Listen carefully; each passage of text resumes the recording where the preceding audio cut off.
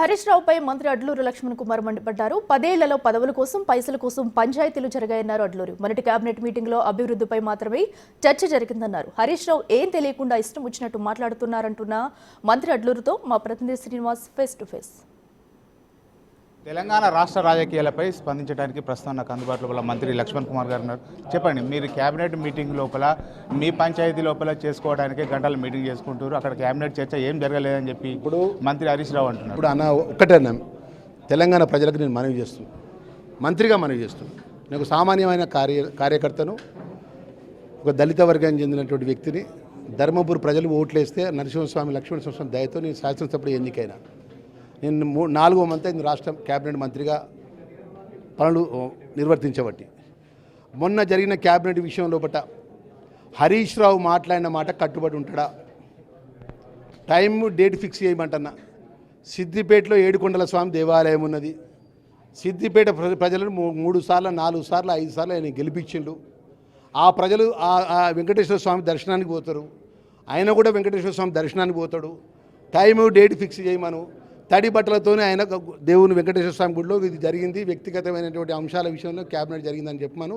నేను నా జన్మనిచ్చిన తల్లి తండ్రి మీద ఒట్టేసి తడి బట్టలతో స్నానం చేసుకుని ఆ వెంకటేశ్వర స్వామి ముంగట మా ముఖ్యమంత్రి గారి అనుమతితో క్యాబినెట్లో జరిగిన అంశాలన్నీ కూడా చెప్తా. అంటే మీ క్యాబినెట్ మీటింగ్ అంతా కూడా సెటిల్మెంట్ల కోసమే, మీ మంత్రివర్గం అంతా కూడా ఒక దండుపాలెం బ్యాచ్ అయింది.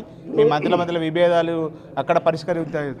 ఇప్పుడు సెటిల్మెంట్స్, కమిషన్లు, కబ్జాలు, దోసుకోవడం, దాచుకోవడం మీ కవితనే చెప్పింది కదా. మీ కుటుంబ సభ్యురాలే కదా, నీ రక్త బంధువురాలే కదా, మీ దేవుడు అనే మీ కేసీఆర్ యొక్క బిడ్డనే కదా, నీ బంధుత్వమే కదా. 10 సంవత్సరాలకి దోసుకున్న పైసలు, దాచుకున్న పైసలు, మీ లెక్కలు, మీ కథ కార్ఖాన కంటి చూపు కళ్ళెమ్మని నీళ్లు తెచ్చుకుంటా మాట్లాడింది కదా మా కవితక్క. దానికి జవాబు చెప్పు. ఫస్ట్ 2004 ఆస్తులు ఎంత, 2023 తర్వాత నీ ఆస్తులు ఎంత, ఎట్లొచ్చినాయో చెప్పు. హరీష్ రావు గారు ఎట్లొచ్చినాయో చెప్పు. అవన్నీ నువ్వు ఒక 20 నెలల లోపట్నే మా మీద ఇంత ఆక్రోశం, ఇంత కోపము, ఇంత కుట్ర. ఒక బీసీ బిడ్డలన్నటువంటి మంత్రివర్గం, ఒక దళిత బిడ్డలన్నటువంటి మంత్రివర్గం మామూలు నోటి కొంత సత్తా మాట్లాడుతావు. నువ్వు అధికారంలో డిప్యూటీ చీఫ్ మినిస్టర్ దళితులుంటే బర్తరఫ్ చేస్తావు, ఒక దళిత మంత్రి ఉంటే చేయి బట్టి దొబ్బేస్తాడు మీ మామ. దళితుని ముఖ్యమంత్రి చేస్తా అన్నారు, మీరే అన్నారు 3 ఎకరాల భూమి ఇస్తా. అవి చెప్తుంది కథ గొడవది, రామాయణం అంత ఉంటుంది మీ కథ చెప్తే. కేటీఆర్ కూడా ఒక సవాల్ విసురుతుండు, జూబ్లీ ఎన్నికల లోపల మీకు గుణపడదు తప్పదు. ఇక జూబ్లీ ఎలక్షన్లో కూడా గిట్ట ఆయన ఓడిపోతే ఆయన పార్టీని మొత్తం వైండప్ చేస్తాడో చెప్పాను. ఇది మొత్తానికైతే జూబ్లీహిల్స్ ఎన్నికల లోపల ఖచ్చితంగా ఇటు బీఆర్ఎస్ ఖచ్చితంగా ఓడిపోతుంది. తమ మంత్రివర్గము ఎక్కడ లేని విధంగా ఒక చర్చకు దారితీస్తుంది.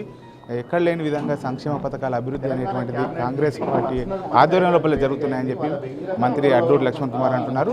ఖచ్చితంగా దీనిపైన అడ్లూరు కుమారు హరీష్ రావుకు సవాల్ విసురుతూ చర్చకు సిద్దిపేట లోపల తడి బట్టలతో వస్తాను, నువ్వు వస్తావా అని చెప్పి సవాల్ కూడా విసురుతున్నటువంటి పరిస్థితి కనబడుతుంది.